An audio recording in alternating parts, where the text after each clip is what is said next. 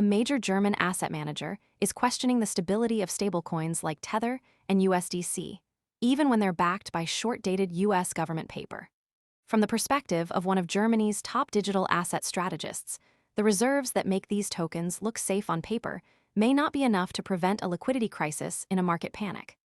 The argument is that even Treasury bills, considered among the safest assets in finance, could become hard to sell at face value if the market for short-term government debt freezes. That could leave stablecoins unable to honor redemptions at par. The warning comes as tokenized US Treasuries are gaining traction, with on-chain real-world assets now valued at over $20 billion.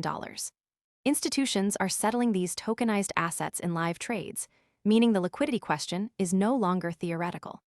The German executive did not name the specific mechanism that could turn T-bills into a liability during a crisis, but the implication is clear. In a sudden market stress event, the very assets meant to guarantee stability could become hard to liquidate. This is not the first time institutional voices have questioned whether large fiat-backed tokens deserve the label of stablecoin. Regulators and central bankers have. Most people arrive after the move is obvious and the easy upside is gone. We focus on serious crypto education and high-quality signals before the crowd rushes in, so you can understand the setup earlier and move sooner. If you want that edge, visit the link below now. Long warned that no private digital token can be truly stable, only a central bank's own liabilities can offer that guarantee. The German executive's remarks add weight to that concern. The core issue is about the structure of stablecoin reserves.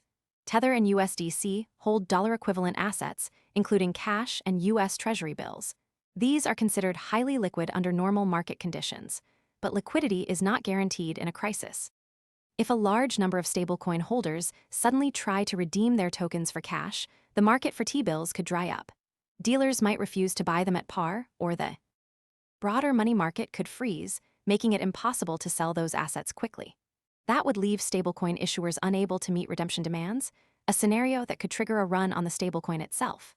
The German asset manager's warning is particularly relevant now, as tokenized US Treasuries are becoming more common.